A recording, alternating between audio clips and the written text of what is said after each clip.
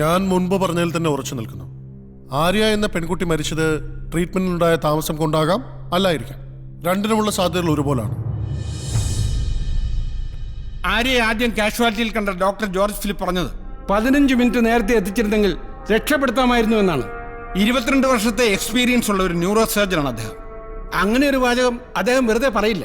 അതെനിക്കറിയില്ല advocate. I am not a clinician. പക്ഷേ എൻ്റെ ഫീൽഡിലെ എൻ്റെ എക്സ്പെർട്ടൈസിന്റെ അടിസ്ഥാനത്തിലാണ് ഞാൻ ഈ പറഞ്ഞത്. എനിക്കുമുണ്ട് 18 വർഷത്തെ എക്സ്പീരിയൻസ്.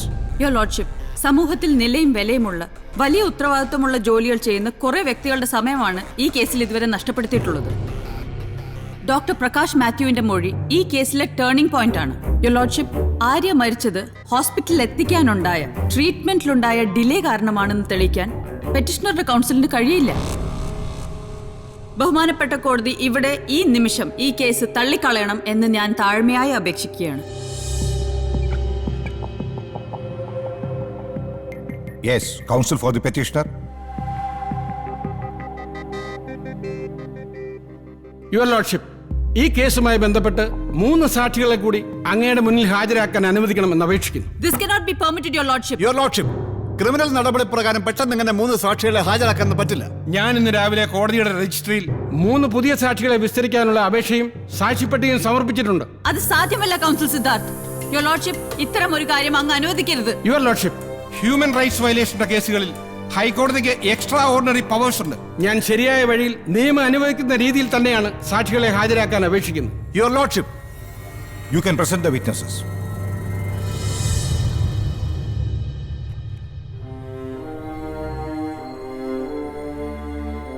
ഞാനും എൻ്റെ ഫാമിലിയും ഡൽഹിയിലാണ് സെറ്റിൽ ചെയ്തിരിക്കുന്നത്. ഞാൻ നാട്ടിലൊരു ആവശ്യത്തിന് വന്നപ്പോഴാണ് എൻ്റെ മകന് ഡൽഹി വെച്ചൊരു ആക്സിഡന്റ് ഉണ്ടായത്. Sorry sir, flight take off ചെയ്തല്ലോ. എപ്പോഴാണ് അടുത്ത ഡൽഹി ഫ്ലൈറ്റ്? ഇനി രാത്രി 9:30 ഉള്ളൂ.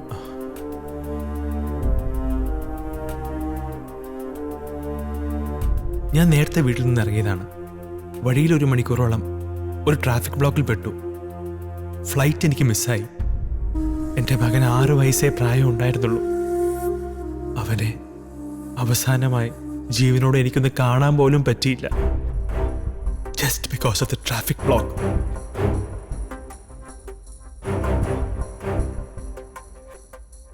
ജീവിതം തന്നെ അന്ന് മാറി മറിഞ്ഞു. കിട്ടുമെന്നുറപ്പുണ്ടായിരുന്ന ഗൾഫിലെ ഇലക്ട്രീഷ്യൻ ജോലി അന്ന് മിനിറ്റുകളുടെ വ്യത്യാസത്തിൽ എൻ്റെ കയ്യിൽ നിന്ന് നഷ്ടപ്പെട്ടു. ചില അവസരങ്ങൾ ജീവിതത്തിൽ ഒരിക്കലേ കിട്ടൂ സർ. അന്നുണ്ടായ ട്രാഫിക് ബ്ലോക്ക് എൻ്റെ ഭാവിയെ ഇല്ലാതാക്കി. മാസം 30,000 രൂപ ശമ്പളം ഉണ്ടായിരുന്ന ആ ജോലിക്ക് ഇന്ന് കിട്ടുന്നത് എൻ്റെ വാപ്പാടെ ഉമ്മാടെ മരുന്നിന് പോലും തികയില്ല സർ. എൻ്റെ മക്കളെ നല്ലൊരു സ്കൂളിൽ അയക്കാൻ പോലും തികയില്ല. പരീക്ഷ ഉച്ച കഴിഞ്ഞ് 2 മണിക്കായിരുന്നു. ഞാൻ 12 മണിക്ക് വീട്ടിൽ നിന്ന് ഇറങ്ങിയതാണ്. ഏതോ ഒരു പ്രകടനം കാരണം റോഡ് മുഴുവൻ ബ്ലോക്കായിരുന്നു. ഞാൻ 3 മണി ആകാറായപ്പോഴാ ഹോളിലെത്തിയത്. എനിക്കത് കാരണം 1 വർഷം നഷ്ടപ്പെട്ടു. ആർക്കെങ്കിലും പറ്റുമോ സർ ആ 1 വർഷം എനിക്ക് തിരിച്ചു തരാൻ? ഇവർ 3 പേരും പ്രതിനിധികൾ മാത്രമാണ് യുവർ ലോർഡ്ഷിപ്പ്. ആയിരക്കണക്കിന് പേരുടെ, ലക്ഷക്കണക്കിന് പേരുടെ വെറും പ്രതിനിധികൾ.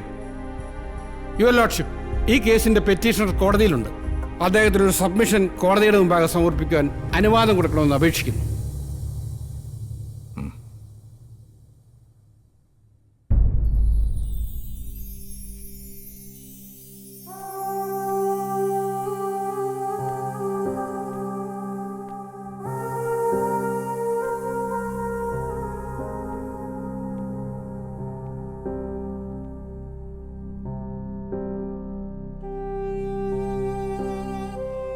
എൻ്റെ പേര് വേണിക്കുട്ടൻ നായർ. ഒരു റിട്ടയർഡ് ഫോർമാനാണ്. ഒരു സാധാരണ കുടുംബത്തിലെ സാധാരണ മലയാളി. ആര്യ എൻ്റെ പേരക്കുട്ടിയായിരുന്നു. സാധാരണ സ്വപ്നങ്ങൾ കണ്ട് നടന്നിരുന്ന ഒരു 17കാരി, ഒരു സാധാരണ മലയാളി പെൺകുട്ടി. അവൾ പോയി.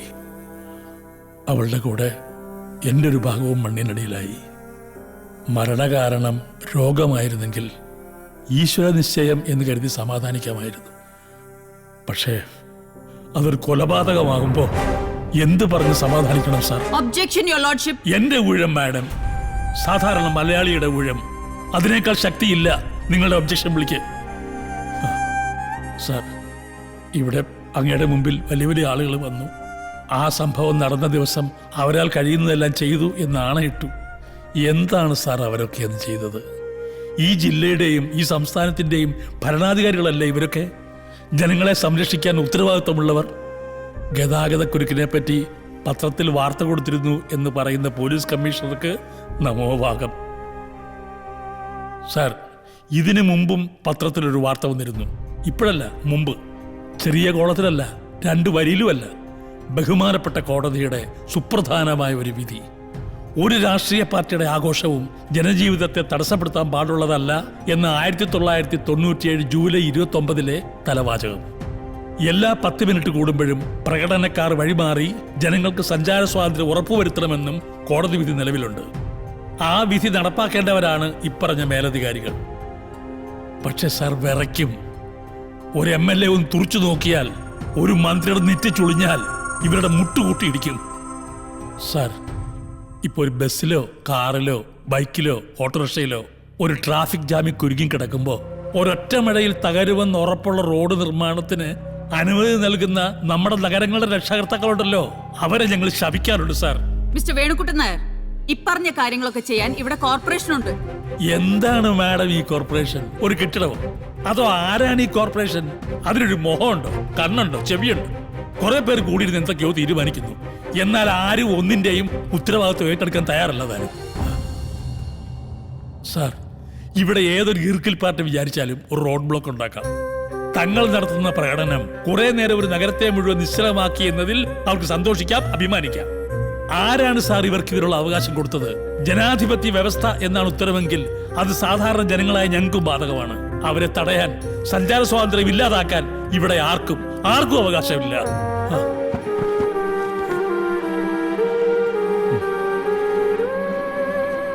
സാർ, ഞാൻ വീണ്ടും പറയുന്നു സാർ, നടന്നത് കൊലപാതകം തന്നെയാണ്. ഞങ്ങളുടെ സമയത്തിനും ജീവനും ഒരു വിലയും നൽകാതിരുന്ന മേലധികാരികളും ഒരു രാഷ്ട്രീയ പാർട്ടിയും ചേർന്ന് നടത്തിയ നരഹത്യ. ഞാനൊരു മന്ത്രിയായിരുന്നെങ്കിൽ, നേതാവായിരുന്നെങ്കിൽ, സ്വാധീനമുള്ള ആരെങ്കിലും ആയിരുന്നെങ്കിൽ എന്റെ വാഹനത്തിന് അകമ്പടി സേവിച്ച് കടത്തിവിട്ടേനെ ഇവിടുത്തെ പോലീസ്. പക്ഷേ ഇതൊന്നുമല്ലാത്ത സാധാരണ ഒരു മലയാളിയാണ് സാർ ഞാൻ. ഒരു രാഷ്ട്രീയ പാർട്ടിയുടെ സംസ്ഥാന സമ്മേളനത്തിന് വരുന്ന നേതാവിന് വേണ്ടി വിളിക്കുന്ന മുദ്രാവാക്യത്തിന്റെ വില പോലും ഇല്ലാത്ത ഒരു സാധാരണ മലയാളി. ജോലിസ്ഥലത്ത്, സ്കൂളിൽ, വീട്ടിലെത്താൻ തിരക്കിൽ വിയർത്തൊലിച്ച് കാത്തു നിൽക്കുന്ന ഒരു സാധാരണ മലയാളി. ഞങ്ങളുടെ ക്ഷമ ഇനി പരീക്ഷിക്കരുത്. ഒരു സമൂഹത്തിന്റെ മുഴുവൻ പ്രതിനിധിയായിട്ടാണ് ഞാനിപ്പോൾ അങ്ങയുടെ മുമ്പ് നിൽക്കുന്നത്.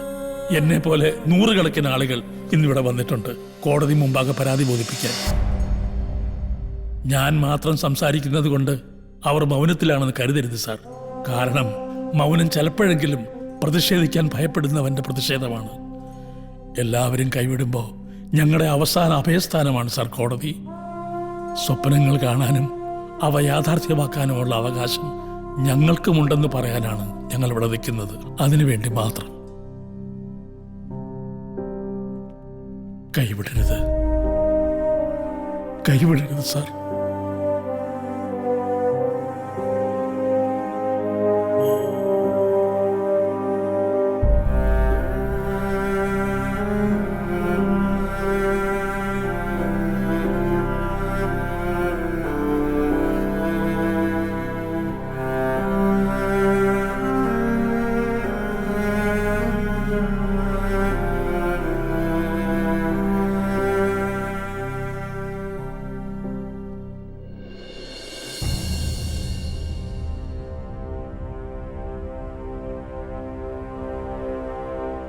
Article 21 of the constitution of India, right to life, ജീവിക്കാനുള്ള ഒരു പൗരന്റെ അവകാശം.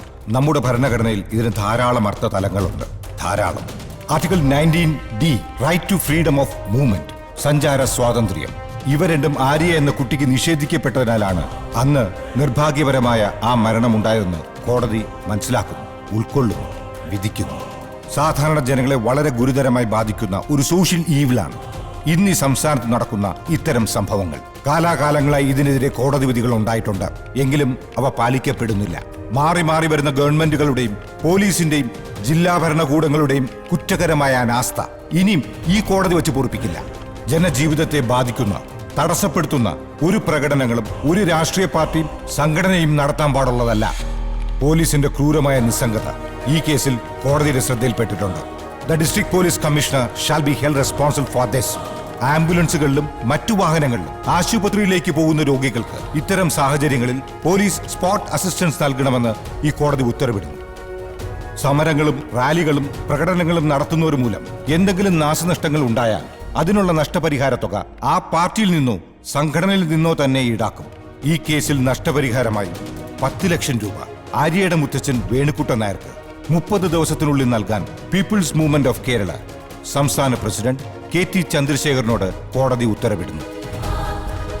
എറണാകുളം ജില്ലാ collector, city police commissioner, senior civil police officer K Unnikrishnan എന്നിവർക്കെതിരെ എന്ത് നടപടിയെടുത്തു എന്ന് സംസ്ഥാന സർക്കാർ 30 ദിവസത്തിനകം ഈ കോടതിയെ ബോധിപ്പിക്കേണ്ടതാണ്.